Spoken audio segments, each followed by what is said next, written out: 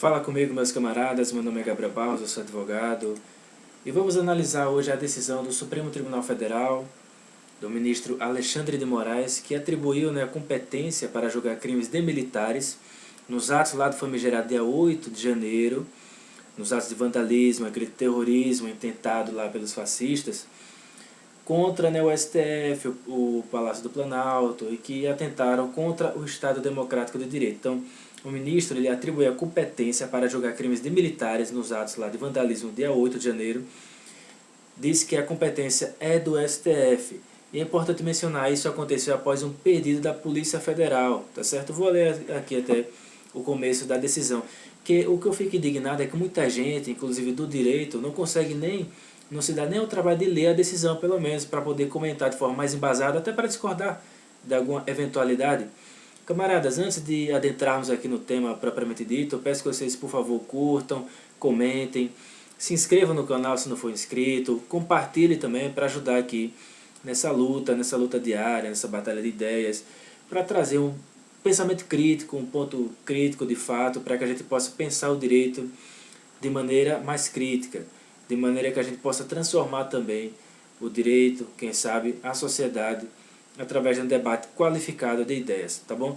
Então, na decisão do ministro, ele bota aqui, trata-se de requerimento da Polícia Federal através do ofício número 67-8405 de 2023, presente ano, solicitando o que? A autorização para instauração de procedimento investigativo para apuração de autoria e materialidade de eventuais crimes cometidos por integrantes das Forças Armadas e policiais militares relacionados aos atentados contra a democracia que culminaram com os criminosos e terroristas do dia 8 de janeiro de 2023, certo? Então, é um pedido da Polícia Federal que o ministro está atendendo. Que às vezes eu entro em algum debate com advogados criminalistas, que inclusive também enviesa um pouco o garantismo penal, né? Tem uma lupa um tanto quanto estranha sobre esse princípio, sobre essa garantia, esse conceito de um direito processual penal que garanta a liberdade dos cidadãos, né? Muito garantismo de ocasião. Só que nem se dá um trabalho de ler a decisão, pelo menos para poder ter um argumento. Porque sequer existe um argumento de algumas pessoas que ficam confrontando o ministro Alexandre de Moraes de maneira demasiadamente irresponsável. Então, pelo menos, leiamos. Se dê um trabalho para ler, sobretudo quem é da área, né? Pelo menos para discordar, ter argumento, ter fundamento para poder discordar. E veja, o ministro também ele está atendendo esse pedido e consolidando, dando seguimento a uma jurisprudência já consolidada da própria Corte. Tem decisão, ele junta aqui na sua decisão, desde 2002, por exemplo, do ministro Veloso, do ex-ministro do STF Veloso. E essa jurisprudência começa a ser assentada, eu vou falar sobre ela, né? Sobretudo a partir de 2011, ministro Celso de Mello, e o plenário do Supremo ratifica o seguinte ponto de vista sobre isso, que é o seguinte: os militares, não existe uma tutela militar aqui do ponto de vista jurídico, não existe uma tutela militar aqui de fato do ponto de vista político, mas juridicamente aqui. O que existe é que os militares, para os militares, né, existe uma justiça militar. Só que a justiça militar ela é feita para julgar crimes militares, e não crimes cometidos por militares em quaisquer situações. Então é isso que está em jogo aqui e que o ministro ratificou. Então não basta que seja um crime cometido ou supostamente um crime cometido por um militar. Esse crime tem que se enquadrar também como um crime militar. Então o militar deve cometer um crime de cunho militar. E quais são os crimes militares? Aqueles previstos lá no Código Penal Militar. Tem a sua legislação, Código Penal Militar e Código de Processo Penal Militar. Então se não está lá e você está sendo investigado por um crime comum, portanto aquele que está lá no Código Penal, o militar ele será julgado também na esfera comum, na esfera criminal comum e não especial militar.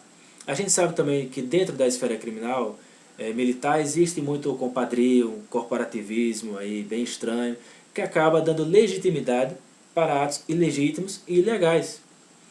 Então a justiça militar também promove uma injustiça nesse sentido, né? Mas o debate não é nem esse. É uma jurisprudência já consolidada no sentido de que, como eu já disse antes, o crime do militar deve ser também um crime militar. Se for crime comum, ele vai ser julgado pela justiça comum. E é o caso aqui. Porque quais são os crimes aí investigados? Que alguns militares possivelmente também tenham cometido, alguns lá do GSE, do Gabinete de Segurança Institucional, GSI, que fazia a guarda também presidencial. Então alguns militares das Forças Armadas e policiais militares envolvidos deverão ser investigados. Terão de ser investigados.